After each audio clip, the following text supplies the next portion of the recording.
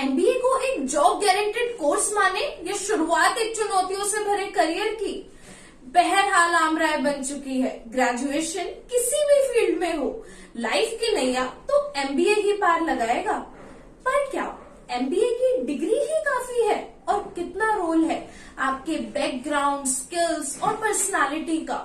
और किन स्टूडेंट्स को एमबीए करना चाहिए और कौन एमबीए करने से बचे? जाएंगे इन सवालों की गहराइयों में और बात करेंगे एमबीए की eligibility, fees, colleges entrance, placements, jobs और सारी डिटेल्स की in the most comprehensive video of MBA. आप बने रहिए मेरे साथ। हेलो फ्रेंड्स, शुरू करते हैं। What is MBA? एमबीए यानी मास्टर्स ऑफ बिजनेस एडमिनिस्ट्रेशन। सरल भाषा में वो कोर्स जहां आप एक बिजनेस को चलाना, संभालना और बढ़ाना सीखते हैं।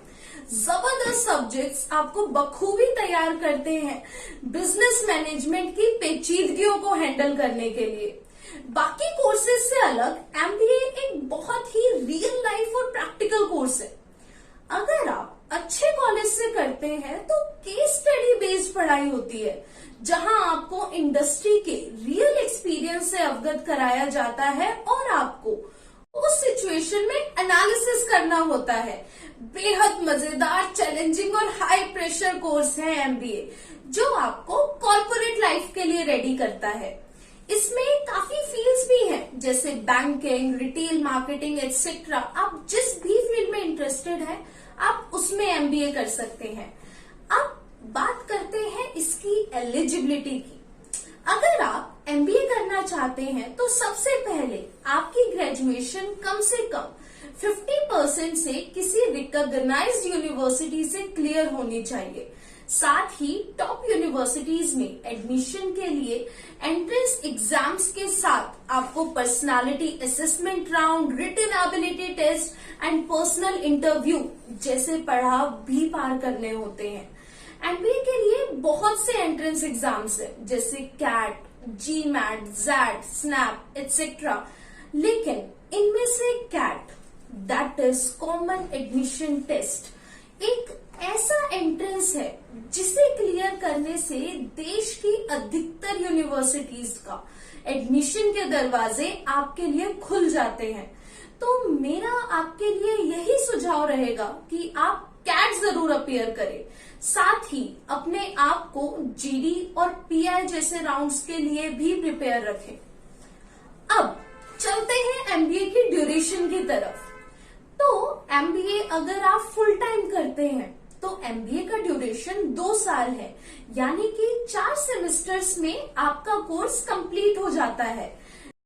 वहीं अगर आप मेरी तरह एक वर्किंग प्रोफेशनल हो तो भी कोई दिक्कत नहीं है, क्योंकि एमबीए की बढ़ती डिमांड के चलते काफी यूनिवर्सिटीज ने पार्ट टाइम एमबीए ऑप्शंस भी रखे हैं, जिसमें कि स्टूडेंट्स अपने कंफर्ट के अकॉर्डिंग नाइट में या वीकेंड्स पे क्लासेस अटेंड करते हैं और पर सेमेस्टर का कोर्स लोड उतना जितना आपको लगे कि आप कर सकते हैं।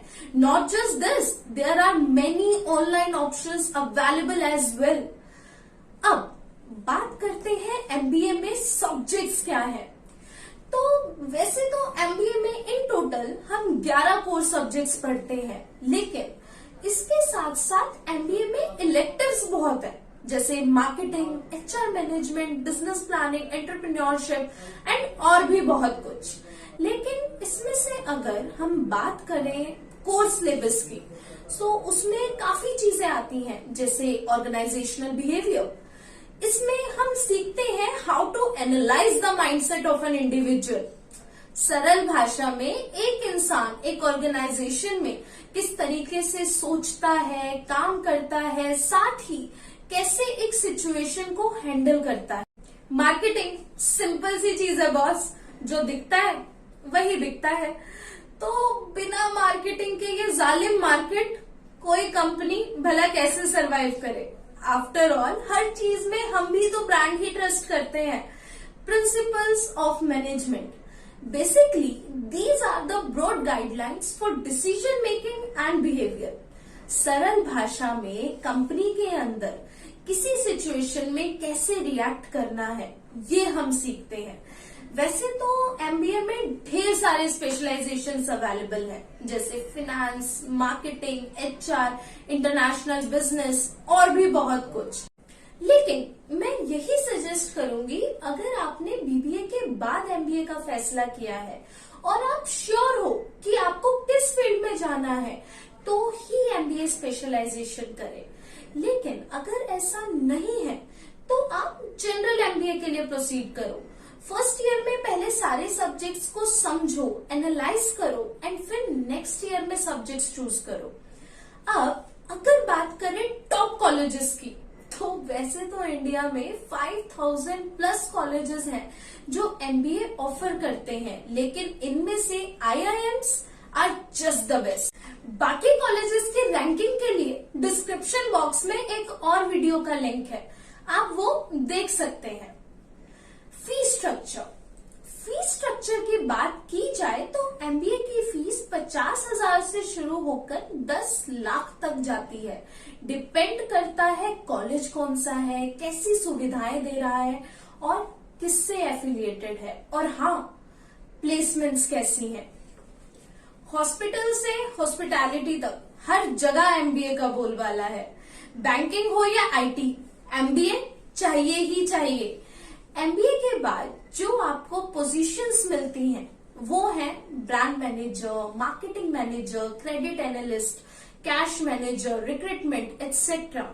बाकी आपने एमबीए में कौन से सब्जेक्ट्स चूज किए हैं उनके अनुसार आपको ज्यादा ऑप्शंस मिल जाते हैं। पैकेज की बात करें तो एमबीए के बाद शुरू होती है 4 लाख पर एनम से, और ये पैकेज 45 लाख तक भी जाते हैं। सब डिपेंड करता है आपकी स्किल्स पे, आपकी नॉलेज पर और आपकी पर्सनालिटी पर। अब बात करते हैं किन्हें एमबीए करना चाहिए और कौन एमबीए से बिल्कुल दूर रहे। अगर आप आगे कॉर्पोरेट, बिजनेस या बैंकिंग जॉब के बारे में सोच रहे हैं और एंटरप्रेन्योरशिप में रुचि रखते हैं तो एमबीए जरूर करें। लेकिन वहीं अगर आपका इंटरेस्ट रिसर्च में या आईटी सेक्टर में है तो मेरी राय में आप एमबीए बिल्कुल ना करें। रादर देन दैट, अगर आपने बीटेक किया है तो आप एमटेक के लिए सोच सकते हैं, और अगर बीसीए किया है तो आप एमसीए से अपनी पोस्ट ग्रेजुएशन कंप्लीट कर सकते हैं। एंड फ्रेंड्स, मेरी पूरी सीरीज है एमबीए के ऊपर, बाकी वीडियोस में डिटेल में सब कुछ एक्सप्लेन्ड है, आपको अपनी हर उलझन का हल मिल जाएगा। तो फ्रेंड्स, मेरा आज का टाइम यहीं खत्म होता है। अगर आपका कोई भी सवाल है आप कमेंट करें and we will make sure that each one of you get your answers. Also, अगर आपको एडमिशन से रिलेटेड कोई भी क्वेरी है, आप हमारे हेल्पलाइन नंबर 7831880000 पर कॉल भी कर सकते हैं। We are there for your help. Thank you, keep watching and keep